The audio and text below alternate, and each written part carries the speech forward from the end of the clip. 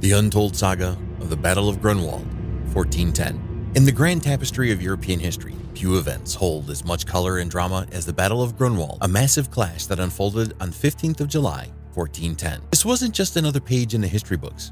It was a day that would forever alter the landscape of medieval Europe. On one side, there were the formidable Teutonic Knights, a military order renowned for their fearsome battle skills and religious fervor. On the other hand, there were the combined forces of Poland and Lithuania, united under a banner of resilience and a quest for rule. And, well, it was more than a military engagement. It was a turning point that signaled the decline of the Teutonic Knights and marked the rise of the Polish-Lithuanian alliance as a significant power in Eastern Europe.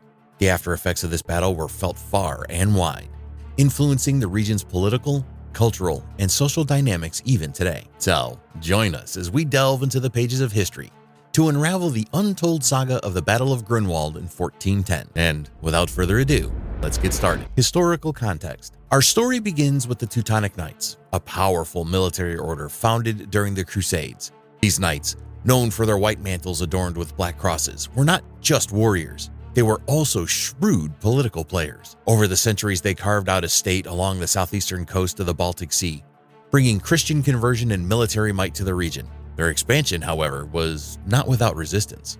Then came the Polish-Lithuanian Union, a formidable alliance formed in 1386 with the marriage of Poland's Queen Jadwiga and Lithuania's Grand Duke Jogaila, who became King Władysław II Jagiello of Poland. This union was more than a mere marriage. It was a strategic partnership that reshaped the power dynamics of Eastern Europe. Poland, with its established kingdom, and Lithuania, with its vast territories, together formed a bulwark against the Teutonic Knights' ambitions. Tensions were brewing. The Teutonic Knights, driven by religious zeal and territorial ambition, frequently clashed with the Polish-Lithuanian Union. Skirmishes and raids were common as the Knights sought to expand their influence. Meanwhile, Poland and Lithuania were not just defending their lands, but asserting their right to exist as sovereign states, free from the Knights' dominion. Before the clash, as the dawn of the 15th century broke over Eastern Europe, the stage was set for a monumental clash that would shape the region's future. At the heart of this impending storm were three key figures: King Jagiello of Poland, Grand Duke Vytautas of Lithuania, and the Grand Master of the Teutonic Knights. Each played a pivotal role in the events leading up to the Battle of Grunwald. King Jagiello, a ruler known for his wisdom and diplomatic skills, was not just a monarch, but a visionary who saw the union with Lithuania as a cornerstone for a strong, unified front against external threats.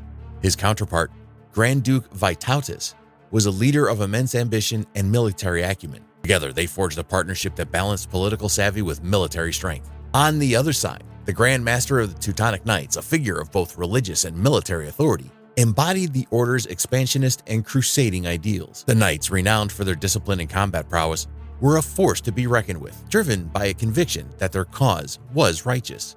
As tensions escalated, strategic movements and alliances began to take shape. The Teutonic Knights fortified their positions, confident in their military superiority and righteous cause. Meanwhile, Jagiello and Vytautas meticulously prepared their forces, understanding that unity and strategy would be key to countering the Knights' might.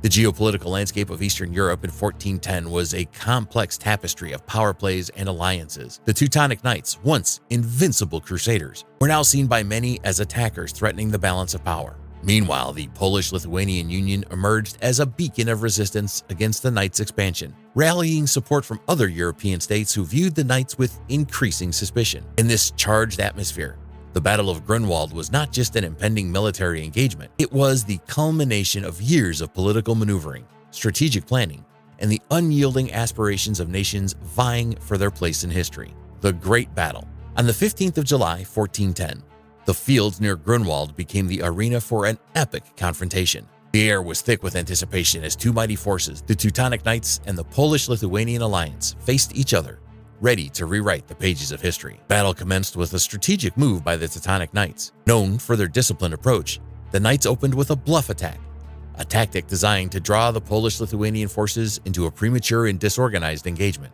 However, aware of such tactics, King Jagiello and Grand Duke Vytautas held their ground, maintaining formation and composure. As the battle progressed, the true might of the Polish-Lithuanian alliance came to the forefront. The combined forces, a blend of diverse military units, showcased their tactical versatility. The cavalry, particularly the famed Polish heavy cavalry, known as the Winged Hussars, played a crucial role. Their thunderous charges broke through enemy lines, creating chaos in the ranks of the Teutonic Knights. The infantry, though less glorified, were the backbone of the army. They held the lines, engaged in close combat, and provided the necessary support to repel the knights' advances. Archers, strategically positioned, rained arrows upon the enemy, disrupting their formations and weakening their offensive capabilities. On the other side, the Teutonic Knights, masters of military strategy, fought with a combination of heavy cavalry and infantry. Their cavalry, clad in imposing armor, attempted to overpower the enemy with sheer force and discipline. The infantry, equally well trained, engaged fiercely, trying to penetrate the alliance's defenses. As hours passed, the battle became a test of endurance, strategy, and willpower. Both sides employed a mix of direct assaults, defensive stands, and tactical retreats, each trying to outmaneuver the other. The clash of swords, the galloping of horses, and the cries of warriors filled the air, creating a symphony of war that resonated across the battlefield. Pivotal moments in the battle. As the Battle of Grunwald raged on, certain critical moments and decisions emerged, pivotal in swaying the outcome of this colossal encounter. These turning points were not just about military maneuvers. They were reflections of leadership, morale, and the unyielding spirit of the troops. One such decisive moment came when the Teutonic Knights, confident in their heavy cavalry, launched a massive assault. This charge was meant to break the enemy lines, and it initially seemed successful. However, the Polish-Lithuanian forces, under the astute leadership of King Jagiello and Grand Duke Vytautas, displayed remarkable resilience. They absorbed the impact, regrouped quickly, and launched a counteroffensive that took the Knights by surprise. This swift response was a testament to their strategic foresight and the alliance's leaders and the adaptability of their troops. Another turning point was the deceit by the Lithuanian forces, initially perceived to be retreating from the battlefield. This maneuver, far from a sign of defeat, was a strategic withdrawal planned by Grand Duke Vytautas. The Lithuanians circled back, attacking the Teutonic Knights from one side. This unexpected move caught the Knights off guard, creating panic in their ranks and significantly shifting the momentum in favor of the Polish-Lithuanian alliance. Leadership and morale played a crucial role throughout the battle. King Jagiello, a ruler and a commander who inspired his troops, maintained a calm and collected attitude. His presence on the battlefield was a morale booster for his soldiers, a symbol of unity and strength. Grand Duke Vytautas, known for his military prowess, led from the front, instilling confidence and determination in his men. On the other side, the Grand Master of the Teutonic Knights, although a skilled leader, faced challenges in maintaining the cohesion of his forces. The unexpected tactics employed by the Polish-Lithuanian alliance, combined with the relentless resilience of their troops, gradually wore down the Knights' morale. Aftermath and consequences. As the dust settled on the fields of Grunwald, the magnitude of the battle's outcome began to unfold. The immediate aftermath was stark. Once deemed invincible, the Teutonic Knights faced a devastating defeat. Their losses were not just in men and material, but in the aura of invincibility that had long surrounded them. For Poland and Lithuania, the victory was more than a military triumph. It was a declaration of their resilience and strategic skills. The defeat at Grunwald marked the beginning of the decline of the Teutonic Knights.